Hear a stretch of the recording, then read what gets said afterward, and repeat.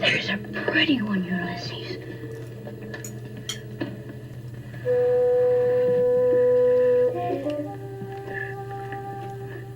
There it is.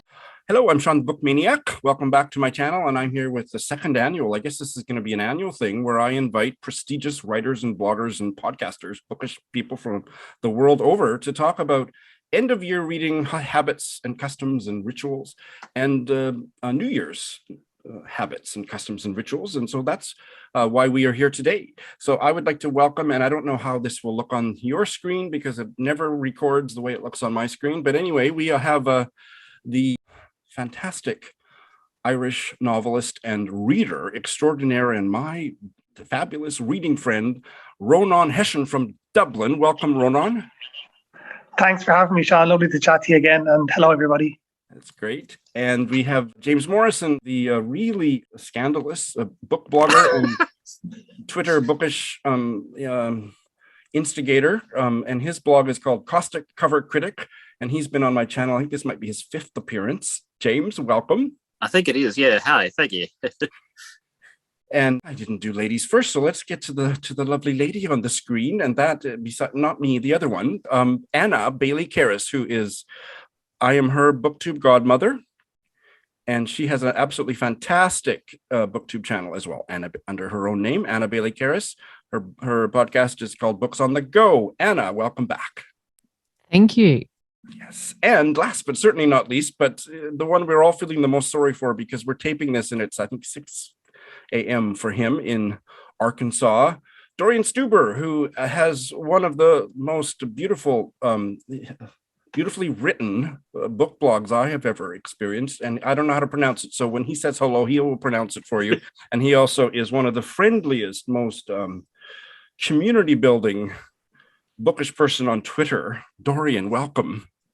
Thanks, Shawn. That's so nice of you. I just want to say, I think the word you look for James is irascible. Irascible. I believe that's its official name.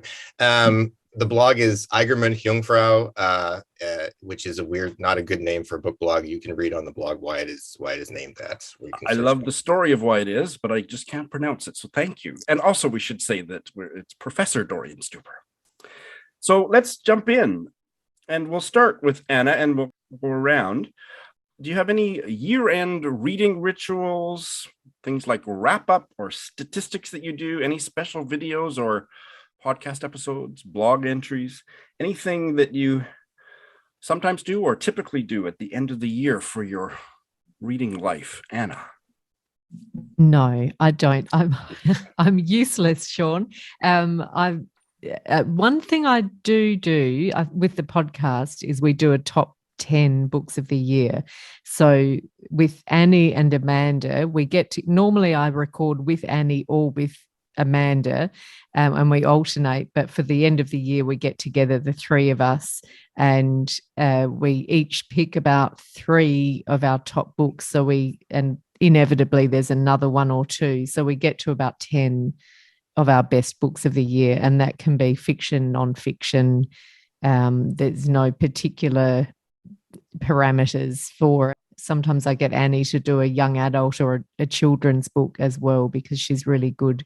She's a bookseller and she's really good in that area. But I'm afraid I haven't got anything more for you. I haven't developed any good habits of being organized and wrapping up and doing other lists, but I probably should. I don't think there's any shoulds in this conversation, but you might get some ideas or inspiration from the conversation that will follow. Thank you. And how about James? My year-end things are hopelessly nerdy. Probably since I was at uni, I started recording every book I read. And of course, that leads to then counting how many you've read in a year. And now, of course, it's just easy to do that with Goodreads. And one thing I find at the end of the year is looking back at the stuff I've read and rated. It's interesting to see the things that at the time, that you rate highly, but you look at them now and they have left, even though you love them at the time, they've left almost no impression. And then there's other stuff that you might have given maybe 3 stars. And you look at it now, but it's kind of grown in your brain. You think, I only gave it that lower rating, but it's sort of grown in the back of your brain, in the time that's passed. And then there's other stuff, which mostly, I have to say, is stuff I've read electronically. You look at it and you look at the cover and you look at the rating you've given and you go, what the hell was that? It's gone. So, so it's a mixture of, reassessment and kind of horror at the failures of your own brain, really. And that is an annual thing. That's a yes. year-end thing. Yeah, just Goodreads just makes it easier rather than having to, look through a list written in a diary or whatever. But yeah. And do you ever go in at that stage? Do you ever alter the ratings? A couple of times I have, but I try and sort of leave it as it is. It's more that if something has, as I say, if it's grown on me, and I'll probably then try and reread it soon if I can, once I've got through all the millions of other bloody ones, try and reread it and then, see if that reassessment stays on rereading it. And how about Dorian?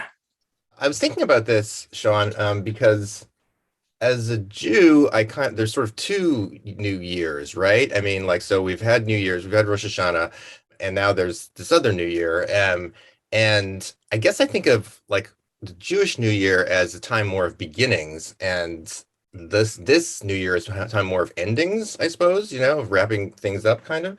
Especially because, as a teacher, my school year starts in the fall around the time of Rosh Hashanah. So it really seems like things are starting up, whereas this feels like a time where things are kind of winding down. But I don't have a whole lot of particular rituals. I do a year in review piece at the blog, but usually I wait until January, middle of January. I really do have a pet peeve with people who are already doing their best of year things in December, because I'm it's some of the best reading time of the year, and that is my main end of the year thing, is getting a bunch of reading in, because I'm usually off from work, and so it's really good for that.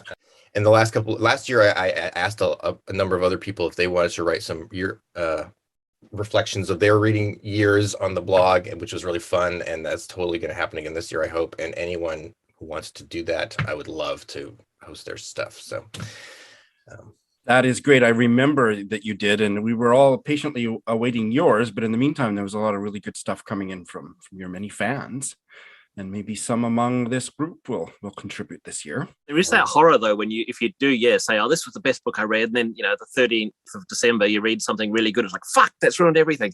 So that's right. Well, you gotta wait. Yeah. Okay, let's hear from Rónán before I want to ask another question. But I do want to ask Dorian. Tell us a bit more of the process of your year-end review. How do you choose what to write about, and what's your reflective process like? Right. Well, I did want to sort of second what James was saying a minute ago about looking back and what were these books? Do I remember this one?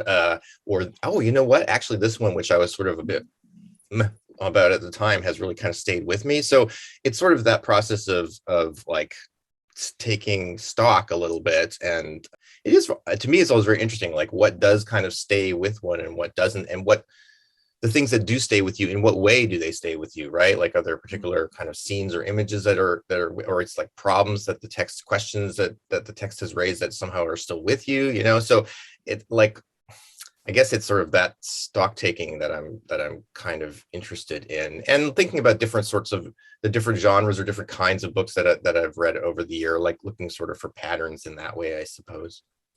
As far as I'm aware, you're not on Goodreads. Do you have a list somewhere, or is it all in your brain? Yeah, no, I it's just a list on my computer, and I've been keeping this list for maybe 10 years or something like that. Yeah, and I wish I'd done it longer, because it is kind of amazing how you can forget things.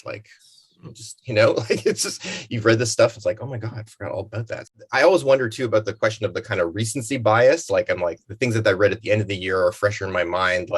Am I kind of weighing those a little more heavily? But it does say, when I was talking about a true novel, I read that, I think in February or March or something like that. And it still really has, it's still very vivid to me. And so it's kind of a sign of how important that book was to me. Rónán, please weigh in. Year-end reading habits, customs, and neuroses. Yeah, I relate a bit to what the guys were saying there. I don't track my reading at all. I kind of went onto Twitter almost 10 years ago, really just to use it as a sort of reading record. And other than that, I don't really keep track. But since I started writing books as well, and because I started reviewing a bit, you get asked to contribute to end of year lists, the kind of stuff. So I did a few of those. I did whore myself around in a few different places, and try not to have overlaps. And because at the moment I'm in a hotel at the moment because we're getting our house renovated, so we've nowhere to live. So all my books are in boxes. So I had to apply this sort of James test, really, of what was I able to vomit back up. What was I able to recall based on my reading recollection of it, including writing of pieces, because you're asked to write 200 words in a book you haven't read in 6 months and you don't have to hand. So you're really relying on books that stayed with you. And it's not a bad test. So I found myself really just trying to sort of see all the books I stuffed down inside my body, which ones kind of floated back to the top. And I think that's sort of what I've relied on, that sort of instinct. And it's funny, a lot of the books I really enjoyed this year were not new books, they're older books, or I did a bit more rereading. And then at the end of the year, I sort of get a bit of reading fatigue at this time of year, I think. The last couple of years, Backlist, the podcast, it's an excellent podcast on, overlooked books. But they had a celebration of Proust a couple of years ago, who's not overlooked, obviously, but inspired by that, I said, well, I try and read a volume of Proust every year, every December, as my sort of big ta-da finish to the year. And the last 2 years I did that. But this year, because I'm in a hotel and I have to go to bed, I'm in a room with my kids and I have to go to bed when they go to bed. So I want a Kindle. So I'm like, I'm not going to read 600 pages of Proust on a Kindle, which I hate anyway. So I said, okay, I'm not going to do it this year. So I read the opposite of Proust. I read Beckett. I went back and reread Beckett's trilogy, or two of them anyway, which I'd read in school. I remember a guy in my class saying to me, are you studying trilogy? So it wasn't really, it was kind of, I just read it because it was in the house. I didn't really know much about Beckett.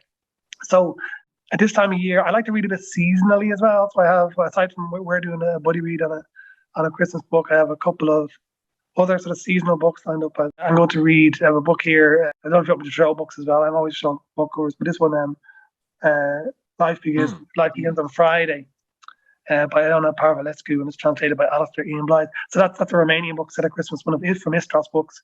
And also I have, well, I won't keep showing everything, but Eyes of the Regal, which is the third installment of the Roy Jacobson trilogy. The Unseen was the first one, which is one of the best books I've read in recent years. And then I read White Shadow last year. So the last 3 years I've been squeezing that in because we don't get much snow in Ireland, and it might come for like one morning in February. So I try and transport myself by reading some Roy Jacobson. But when it gets to Christmas, I find it very hard to know what to read over Christmas. I find it hard to fit fiction into Christmas. So I tend to read, I think, autobiographies, and I have a couple of stupid ones. I'm going to read Bob Mortimer's one, the British comedian, and Troy Deeney, who's the Watford football captain, which I know you don't care who he is, Shawn. But I'm going to read for Panenka. Yeah, or just a bit of. Well, he was a great penalty taker, actually. Yeah, and he also almost had an Achilles injury, which I had. So I read those two, and I read a book about the fall last year, so I have another book about the fall, so I'll read that as well. So stuff that I don't normally read, or stuff that you don't really have to follow a narrative thread because it's just an incident, ghostwriter. So you can, they're kind of, I find those easy to read over Christmas. So you have all talked about some kind of a ranking that you do at the end of the year. So I and a couple of you, I think James and Dorian, have raised this issue. Recency bias, the books that you read at the end of the year, can you really evaluate them against fantastic or mediocre books that you read earlier in the year? So I would love to hear some commentary on that. I remember last year I reread Eudora Welty's, what's her famous novel? Somebody help me. Optimist's Daughter? No, the other one. The Wedding, Delta Wedding. Delta Wedding. I read Eudora Welty's Delta Wedding, reread it at the end of last year. I finished it just a few days before Christmas, and it just bowled me over. And I really thought, is this my book of the year? I can't evaluate it against the other books that I've read so much earlier in the year. I need to let it sit. So I remember saying on my BookTube channel, I will add it for consideration for my 2021 book of the year, because it was just too close to the end of the year. I'd love to hear any comments about that kind of stuff in your evaluative process at the end of the year. Partly too, the value of keeping a list is just remembering that you even read something this year. I mean, there's books on there that I remember reading and remember loving, but if you'd asked me if when I'd read them, I would have said, 2 years ago. I mean, partly it's because, time recently has been demented anyway, but if it's happened more than 3 or 4 months ago, it's just in the the jumbled mix somewhere. So it is actually useful having that just to see, I did read that this year and that was excellent. So we do a halfway through the year top books of the year, I think, on the podcast, like a so far this year or something like that. And I just go through Litzy to see what I've read recently to sort of pull those out. And a lot of them did stand up and would have been in my top 10 at the end. Well, they can't all be, obviously, but most of them I would say, yes, I know why I picked that one. It helps keep track of it as you go as well. Before we came on air, we spoke about our favorite book of the year, and I've already changed my mind on it. Because I just finished the third installment of the John Foss, the Septology, the three books. And that I knew I was going to love it. I loved the first two, and I sort of said when I've read the three of these will be, in my together will be one of my favorite books ever. And so I'm completely reckless about those statements. I'm quite happy in January to say my book of the year is, the January Advent calendar or whatever. So I will, because there's no stakes. There's nothing at stake for me saying that other than it's the book to beat or whatever. It's interesting. I've been thinking about this as a writer as well. I was looking at something in statistics, and it actually I first came across it in reaction to boxing fights of what they call peak end bias, and that happens in movies as well, which is where people remember the most intense part of things and the endings of things. So people come away from a football match and they say, God, Man United should have won that game. And they remember the chances and they remember how the game ended, but actually it doesn't reflect the stats of the whole thing. So likewise, over the year, you can remember your most intense reading experiences and maybe how you finished the year to the exclusion of other things you might have read during the year. So I find since I started, I'm only reviewing for the last 18 months.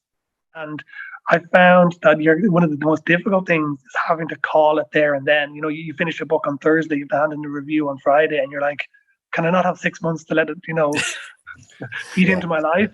Don't be unreasonable, Mr. Editor, but you kind of have to, and then I see myself when you're reviewed, I see other reviewers are reading my book in the same circumstances, and that kind of goes on your permanent record then, people that do interviews. So it's kind of funny how you're kind of expected to have these sort of instant reactions that somehow become permanent. In my own reading life, I don't sweat that too much. Yeah, we'll have to say, I think that for me, the big test with like how something holds is teaching it. And when I teach it, then that really gives me a sense of like, do I value this thing or what do I value about it? I agree with a lot of things Rónán just said there, that like I too am like thinking about changing the book that I just said at the before we started. And I'm not really interested in the year-end thing of like the top 10, the top 5 or anything like that. I kind of just list some of the ones that kind of like really stayed with me, or that stayed with me in different ways. So I don't know, that evaluative thing can kind of like get set aside a little bit. I mean, I do think that I have a preference for books that like give me that sort of immersive sense of reading pleasure that I had as a child. And it's not the only thing that's great about books. There can be books that I don't love, fall in love with the reading experience that still are really important to me. But I don't know, something where I kind of I just want to be in the world of that book all the time, and I want people to go away. I want people to go away from me all the time, but I just want to be reading that book like that. That is a special thing, and that's something I tend to like be drawn to as I'm thinking back on the year of reading. I mean, there's a subjectivity to the whole thing, and I think one way I would take what you said is that it's a day-to-day subject, but not only you, but both Rónán and Dorian talked about changing your mind about stuff, and I think that, the top 10 list might change on a day-to-day basis. I was just going to say, the reason we do a top 10, because it is very arbitrary, but one of the reasons I do like to try to pull out some of the favourites is that a lot of people ask me when they go to the bookshop, they just want to know what, out of all the ones they've heard that we've done on the podcast, what should they buy? They just want to know, like, what should we read? We don't want to sift through, all the other ones. So it's really to give people, okay, if you're shopping for 1 or 2 books for Christmas or for gifts or for yourself, or you're going on holidays, you finally get a chance to read, 1 or 2 books. These are the ones we sort of picked out, but it's very hard to do. The other thing, looking back, of course, is the effect, the kind of distorting effect that reading great big fat books has, because You know, in retrospect, even if they weren't the ones you loved the most, they're the ones you spent the most time with. So, I mean, the books I tend to prefer are often, you know, sub 200 page books that just everything's, you know, polished and perfect. But, you know, if you spent a week or two instead of a day with something, you know, plowing through 900 pages. I mean, there's that George Orwell thing of, you know, you tend to rate a big book higher just because you've finished it. And so you have that sense of smug satisfaction. And so, yeah, that does tend to distort things as well. I mean, I just got today, this arrived, and which I was really enthusiastic to order when it first was announced. But since then, Twitter has been full of people saying, yeah, I don't know. I'm not so sure about this. I'm not sure I can do 900 pages of this. So that'll probably just push this off further into the future. But if I do read it, I'm just going to feel extremely smug just for having made it through the mass of it. So I'm pretty sure Ronan is going to be tackling it, and I wouldn't be surprised if Dorian is too, if he hasn't already read it. I have not, but I am excited about it, and I will. It's not out in the US for another few months. Yeah, I'm looking forward to reading it, but I kind of wish it had been translated into English before she won the Nobel Prize, because I feel if I don't like it and I'm slogging through it, I'm kind of disagreeing with the Nobel Prize, and that's sort of hanging over you a little bit. You know, you kind of feel she won the prize for that book. I liked Flights. It didn't blow me away, and Drive Your Plow. I think I described that as Annie Prue meets Scooby-Doo. It was kind of a little bit like that sort of. It was good, but it didn't blow me away. But she's very interesting. I think a bit like the guy was saying earlier. Like I do remember her books quite clearly after reading them, so they get in there all right. But Books of Jacob, you know, I've a couple of big books that are sitting there looking at me, and I probably only have room in my. Funny, I could read 2 600 pagers easier than I'd read a 1200 pager. It's something massively psychological about carrying that around. Well, we'll be talking about a big tome later in this episode. Olga Tokarczuk, she sounds like a really interesting writer, but every time I hear about her books, it makes me fall asleep. Like Flights, it's a novel about travel. Who the fuck wants to read a novel where the topic, the theme is travel? It's not about people, it's about travel. No, thank you. But I must say the new one does sound really fascinating. So, standing invitation, if you three or 4 of you, Anna, if you all read the Book of Joseph, is that the title? The Book of Joseph? Jacob. Books of Jacob. The Books of Jacob. Different patriarch. And want to have a panel discussion about it, I will host it. I probably won't have read it, but I will host it, or at least I will publish it. So. What if we all read 250 pages each? That's much more manageable. Yes. There you go. I like this idea. Like a relay. Yeah, it's good. Yeah. Oh, drop the baton. Damn it. I hate when I drop my baton. That's probably the sign that it's time to move on to New Year's traditions and so on. So some of your answers might mirror the answers you had for end of year customs and neuroses. But are there any that you have that are about starting the year fresh? And so I will sneak in this question that kind of we could have included it at year end or at the beginning of the year. Are you superstitious about having a clean reading slate with which to begin the new year? So please talk more generally about New Year's stuff, but if you have a comment on that. So for example, I really want to finish all the books I'm currently reading, and that's about 16. And about 5 of them or 6 of them are just massive tomes like Clarissa and so on. And will I finish them by the year end? I feel like I want to start fresh, but I'm not sure if I can do it. So I'm feeling a little bit neurotic about that. Why don't we start with James this time? Probably not that big a problem, but then I tend not to be reading more than one work of fiction at a time.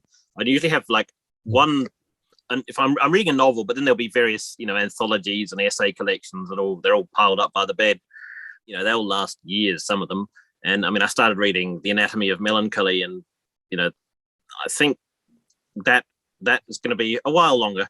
If I had, multiple novels on the go, I used to do that. But at one point I was reading a book and its own sequel simultaneously and realized this was no way to live. So I now have restricted myself to one novel at a time. So that's not the problem. The problem is that I'll make a plan of, you know, a little pile of the books I want to read. And it's kind of as a New Year's resolution thing, because you can do this at any time, but the books I plan to read, and I'll have, you know, a pile of 10 books. They're the ones I'll read next. And it'll be like within a week, that'll be completely fucked. There'll be something have come in the post. something else I've heard of, something I've found in the library. The thing will be in ruins in no time. I'll still do it. I have with good intentions, but I know it's not going to happen. And the fact that you're reading The Anatomy of Melancholy, does that explain the beard? No, that's more just I barely leave the house. I haven't been out. I haven't seen the sun since March 2020. So yeah, I'm just slowly going feral in my own home. You didn't really need to answer that seriously, but thank you. Anna, any comments on beginning of year stuff? No, once again, I'm hopeless. No, we're generally down at the beach house by late December. So that merges, time just starts to merge, and the days we lose track, I suppose. So I don't necessarily pay that much attention, but it is good reading time to some extent. So I do take books with me. There's a gorgeous bookshop at Port Elliot that we go to, and I stock up inevitably on more books. So the same thing as James was saying, then I switch over to the new ones. I just sort of read by whim, so just depending what I feel like. But it's often a good chance to get a bit of reading done. But I'm quite happy to take down there the book that I've been reading, during December and ticking into January. Yeah, similarly, I have many neuroses, but that is not one of them about the clean slate thing. So I'm okay in that regard. Gosh, I was thinking about James's thing with the reading the book and the sequel simultaneously. I feel like that's like the book version of the drug scene. The guy who's like. That's where the intervention needs to happen. Something like this. That's pretty bad, man. I do have a thing with telling myself that this coming year, I'm finally gonna stop being so distracted by the shiny new thing and read some other things that I feel like I ought to read or that I really want to, in fact, read. And then I just never do it. I'm just a kind of butterfly reader, and this person's talking about this on Twitter, like I saw Ronan's thing about the John Fosse books, the greatest reading experience of his life or something like this. I was like, damn it, yes. I also, me too. It's going to be my greatest. I'm going to get that. So I'm just very easily led. And I'm also really led by the library because I get all these books from the library. Anyway, so I'm instead of buying this thing, I'll just put it on hold at the library. All the library books come in, the holds come in at the same time. I am shit, I got to read these library books. I got to go back. So I read the library books. In the meantime, I'm buying all these books. They're coming in, piling up. So I continue this endless battle that I can't win. And just keep doing this thing where I'm I ought to be really reading this stuff. And instead I'm reading this. It's kind of a Proust thing, right? I spent my life loving the wrong woman or whatever, but reading the wrong book. To be fair, they keep publishing the bloody things. If they just stop for a bit. Just for a bit, right? Yeah. 10, 20 years. That's all I'm asking. Yeah. God. Yeah. I think that Dorian has described a conglomeration of happy neuroses with which we can all commiserate. Rónán, please weigh in. Yeah, I think the last couple of years, Tony Malone he kind of had this idea of January in Japan or Japanuary, and I've done that, and it's been lovely to have a stack because I would always try and pick up whatever's new coming out of Japan, and so I always have a Japanese stash, and it was a nice kind of thing the last couple of years. But what I found is that between doing January in Japan, Women in Translation Month in August, trying to do Proust in December, and then if I'm doing review column, which is a kind of a month's reading 3 times a year, kind of half my reading year was gone. So I think I'm going to try and not do so many sort of reading projects. I think as well with writing, I'm working on a new book at the moment, and when you're writing, you have to change your reading. You kind of can't read. I think I'm at a stage now. I've done 2 books, and I think the reading style I need now is to read a lot of books by one author, read all the books by a particular author, see them over their career, how to develop, and immerse myself in that rather than reading one book by 100 different authors, And I think I read, the best thing I read last year that wasn't new was Agatha Christoph. And I think reading all her books was amazing last year. Dasha Derndich as well. And I've got a few John Fosse as well. I love the covers, the way that they just, the Dalkey archive, like, how could you not, as a present, a Father's Day gift, an empty chair with 2 nooses, it just screams, we don't give a shit if you buy this book or not. Which is that's the kind of marketing that works for me. To be fair, if it's out the archive, you're lucky if you could even find the fucking book. So yeah, seriously, right? Yeah, although they're kind of been relaunched now, haven't they? And there's a whole new Frost trilogy coming out in March as well. But so I think, I'm a bit easily distracted by new stuff, and I made a decision during the year which I didn't stick to, which is not to tweet as much about what I was reading, to go off the radar in my reading, because I felt a book would come out and, like an idiot, I'd say James would put out a book and I'd say, hey James, looking forward to buying your book, and then I'd say, I bought your book, James, I started your book, James. And why did I have to do that now? Now I have to read it. I feel like I'm in a sort of shop window being watched by everyone read the goddamn book. So why not just read it quietly and then later on in the year say, by the way, I enjoyed that book 6 months ago. But like an idiot, I don't do that. So I kind of feel to read around my writing, so immerse myself. And when I started working on this book, I had an instinct that sort of Balkan writing and Chinese writing had the juice for what I needed, and it's sort of worked out that way. So I think I'm just going to continue on those two tracks. I have had bad experiences with talking prematurely about books that I'm reading by authors who are following me on BookTube or especially on Twitter, and then it not going well. But thankfully, the books by Rónán Hession are not in that group. What I remember, I think I might have even done this to Ronan, is you don't mention it when you're reading it, but when someone else is talking about it, you just sort of slide into their replies and go, oh, yeah, I read that ages ago. Ronan, he knows what he's doing. It's very good, yeah. So you seem like you've been there, you've done it ages ago, and yeah, you're just passing on the words of wise wisdom. That's much cooler. That's much cooler, and it's much easier to fake as well.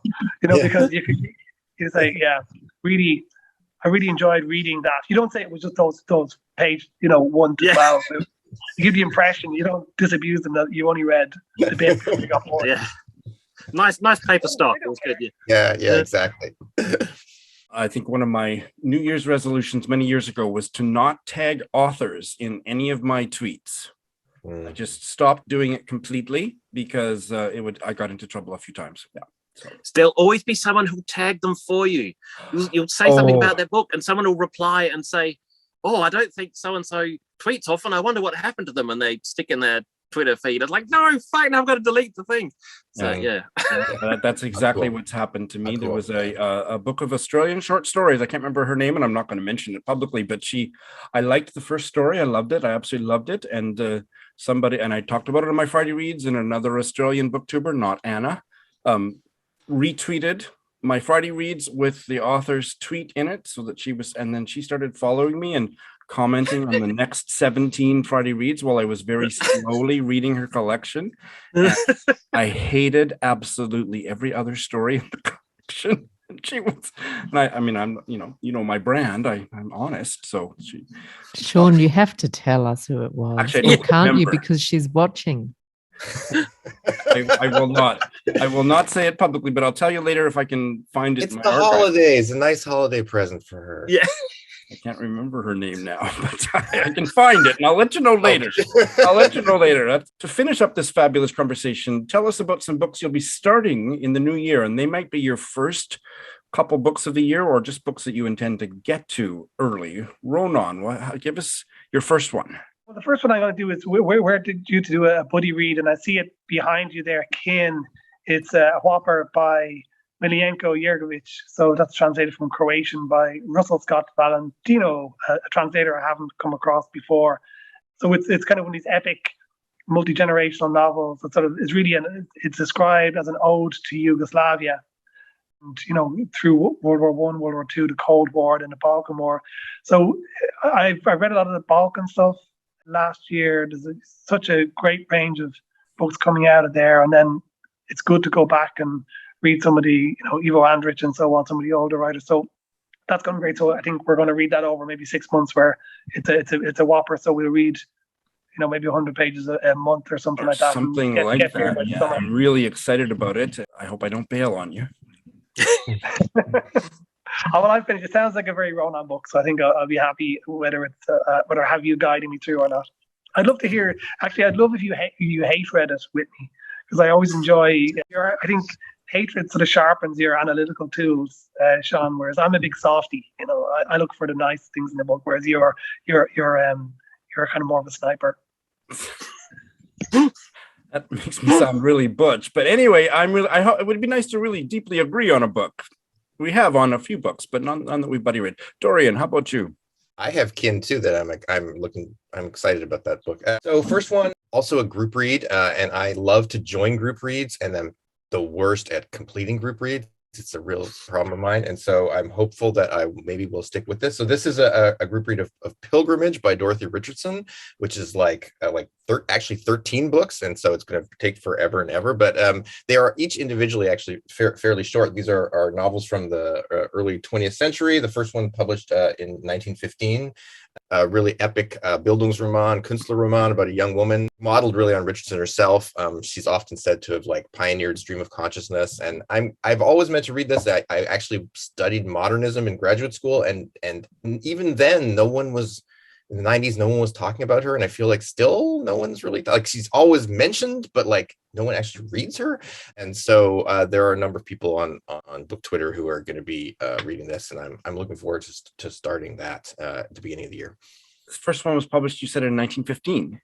Correct. And the last one, how many years did it take her to write 13 novels? Oh, I know she died in 57, and I think it was almost to the end of her life. I'm not sure about that. And where was she from? She's English. English, Yeah. I was vaguely aware of that. I would love to participate, but I'm fully booked for the next year. Anna, give us your first one. So this is one I'm halfway through, so it might be finished before the new year. It's Permafrost by S.J. Norman. So I don't know if James may have seen this because it's certainly out in Australia, but S.J. Norman is new to me, but this is their first book, but they are also an artist, a curator.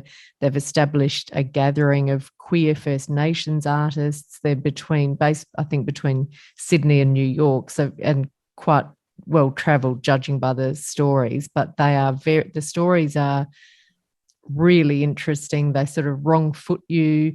It's been described as gothic, but it's things like the character will be they're often the houses or the B&Bs they stay in are sort of deserted. So you get this, you can imagine almost a Wes Anderson or David Lynch meets, I don't know, Murakami or something. I'm making it sound even more supernatural than it is, but they're in a front yard where there's these old birch trees that are really established and over 30 years old. And then in the morning, they go outside and the birch trees look young again. And it just makes you think, did they dream that? Did that really happen? Is this a ghost story or a horror story? Or is it just that it was dark and they couldn't see, you're just not quite sure. Anything could be plausible. It's visceral. They're really, in terms of books that stay with you, and short stories I find often don't because of, by their nature, by the time you've read the whole book, there are many of them, and so no one story, and you're not spending enough time with it that you necessarily remember them all very well. But S.J. Norman's been described as a literary genius by Hannah Kent, and Chris Cholker's called this astonishing. Yes, so Annie and I are talking about it coming up on the podcast. That sounds fantastic. So it'll be your first pick now, James, right? Yeah, tell us about your first book. Well, both the ones I'm picking are entirely characteristically books I don't have yet, but that want, because there's not enough to read here already. But first one I'm looking forward to, I think they both come out pretty early in the year, it's a new collection of stories, well, not new in English, Tove Ditlevsen, who did the Copenhagen trilogy. Really, really, really good Danish writer. And this is a collection of her short fiction, which is coming out. I assume it's translated by Tina Nunelli, who did the others. But I'm very much looking forward to that because, I love particularly the Copenhagen trilogy. And I think I've read a couple of the stories in this collection in, a couple of other things. And they were excellent. So I want the rest. Fantastic. I have the trilogy on my iPad to read at some point. So, Dorian, what's your second pick? Okay, my second pick is Devil House by John Darnielle, or Darnielle, I'm not sure how to pronounce his last name, who is maybe best known as a musician. It's a group called the Mountain Goats. Also as a novelist, this will be his third novel. I read Universal Harvester, I don't know if it's the first or the second one, earlier this year, and really was amazed by it. And I had been tipped off to his books a couple of years ago by a wonderful student of mine, and I really should have paid attention at the time, but I was kind of like, what, the dude who has the band, he wrote a novel? I'm sure they probably just published his novel because he has his band, and like a la Rónán Hession. Yeah, no. Thanks a lot, Shawn. No, not like that. But I have to say, there's no comparison. My music wasn't popular. There you go.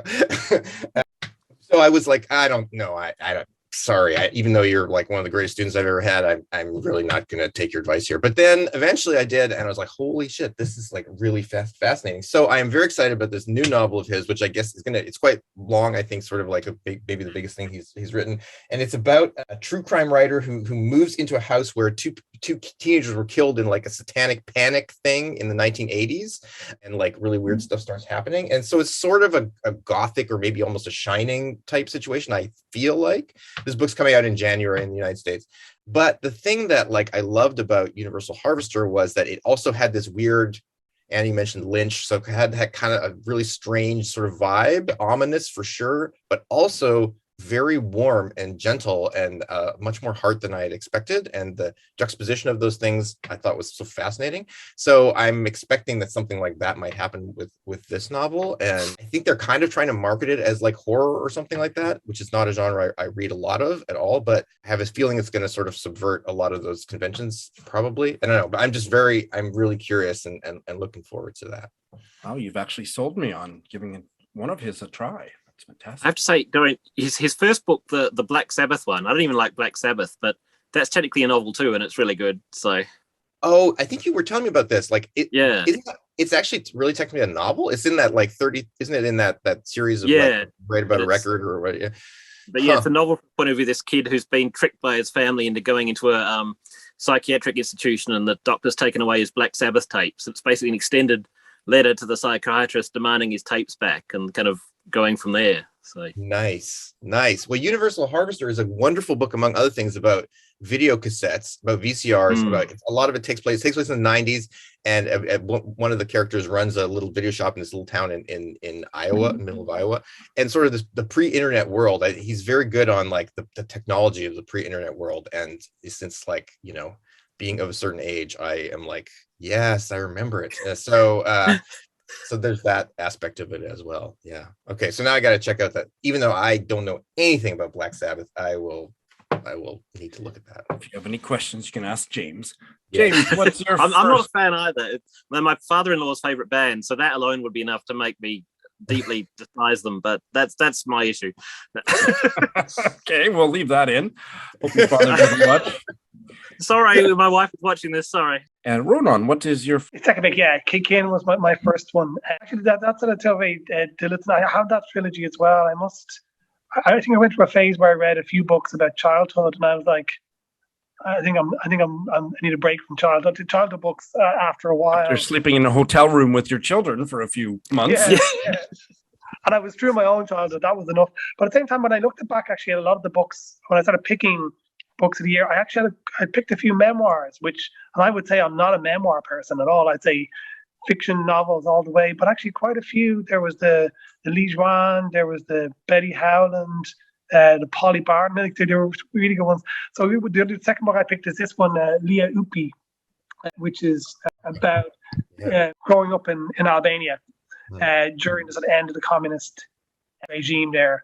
And I like the sound. It's one of those ones where you just look at it and say, oh, I don't have a book like that, and you just kind of want to read it. And I was thinking, actually, that I saw an interview with Dasha Dernish recently, and she was giving it about Jonathan Franzen, that he went to Albania and came back and just wrote about birds. And she was saying all the things you could have written about in Albania, everything that's happened in that country, everything that's happened to people, all throughout history, and you wrote about the fucking birds. So I said, okay, I don't want to make, even in her sort of post-mortal state, I don't want to make her angry. So I thought it'd be nice to just get a flavour of these experiences. stuff.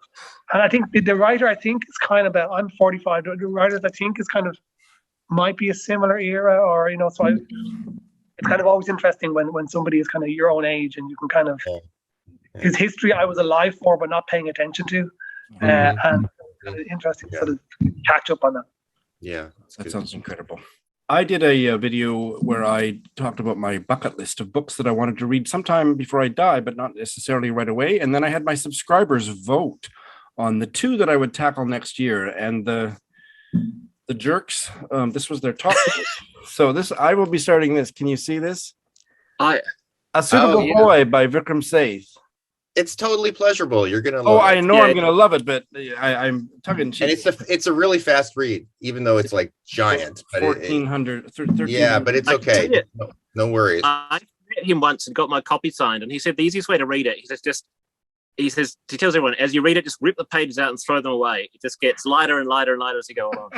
So, I would never do that, but I'm really excited about it, but it's quite a commitment. It'll take me a year. Anna, you're the only person who hasn't said shit or fuck. So what's your next pick? Thanks for that takeaway, Shawn. Are you looking for a second pick? Or anything that will involve, expletives. You have a scorecard, Shawn? Like, are you marking those down? Oh, absolutely. This is my year-end neuroses. Yeah. Oh dear. I don't know if it will lead to any expletives. Everybody by Olivia Laing. So a book about freedom. It's sort of quite hefty. Jason at Imprints, who sold this to me, I think said it was certainly his top nonfiction book of the year. And he and I have quite similar taste. And Annie has been reading it and tells me that I'm going to love it. And she sort of knows my taste. So that's pushed it up in the pile. It's obviously had amazing reviews, but I do love Olivia Laing's writing. I loved Crudo, and I think it was Echo Springs about the alcoholic writers, but she manages to make it, it's never dry. So when she's telling you bits of history or biography or whatever the genre, the mix of genres, it's really tightly written, really original, fresh, interesting. And then she weaves her own impressions into it. So this one, I think she talks about Nina Simone, Christopher Isherwood, Andrea Dworkin, Sigmund Freud, Susan Sontag, Malcolm X. According to Annie, it's sort of through the prism of the patriarchy and sexist or racist attitudes, but then how that impacts on the body. So I don't know how that is, what that will be, but I'm quite keen to tackle it now that I've been tipped over the edge by those recommendations. I don't know if any of you have read it yet. But I have it really sounds great though. Yeah, I liked her Alcoholics one, but I haven't read any of the others. I like the first one about the walking along the river. The walking one sounds interesting to me. I have a Crudo story. That's her one novel, but I'll save that because I've told it on my channel many times, but I want to tell you guys offline. James, what is your last pick? The other one, it's actually a book that's come out before, but it's been out of print for a while, and I haven't got hold of a copy, but it's by Yūko Tsushima, A Woman Running in the Mountains. She, a Japanese writer, and this is translated by Geraldine Harcourt, who translated a lot of her books, and I think, unfortunately, just died a couple of years ago. But, the plot of this sounds like all her other books, which are about a woman with a crappy mum, an absent dad who's probably dead, who has a young child, no husband, they're living in Japan in the sort of 60s and 70s and not having a great time.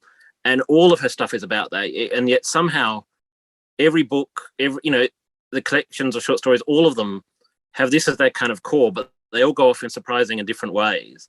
And I could just read her endlessly.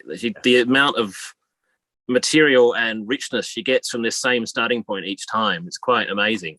So yeah, that's coming out I think in February. I think New York Review of Books is bringing that back, and I really want that. So yeah, me too. I'm a huge fan, and I've read both of her novels, her very short novels or novellas. love them deeply, and it's one of the ones that Rónán and I have deeply agreed on. Ah, okay. People of good taste. Yeah, no, she's great. All right, and it's nice to see. I think I'd love to see more of that, of those sort of Japanese writers, especially the female writers of the sort of 60s, 70s, getting reprinted. And it's good Penguin are kind of doing that with her stuff, and it'd be nice to see more, because there's a lot of I've bought a few of the sort of Kodansha series, of Japanese female writers. It's brilliant stuff in the sort of 60s, 70s that really need the reprint to kind of reach a new readership. So that's great. She's got a new one on the way. Yeah. My second pick is a newly translated work of Indigenous Canadian fiction that was written in French, and the title is Manikanetish. I hope I'm pronouncing it right. It's a long word. The author is Naomi Fontaine, and it was translated from the French by Luise von Flotow, and it was nominated for a Canadian Literary Award this year. And it comes from the Innu people, and I didn't know until about 2 hours ago that the Innu people is an Indigenous group. Their homeland is the eastern part of the Quebec-Labrador Peninsula.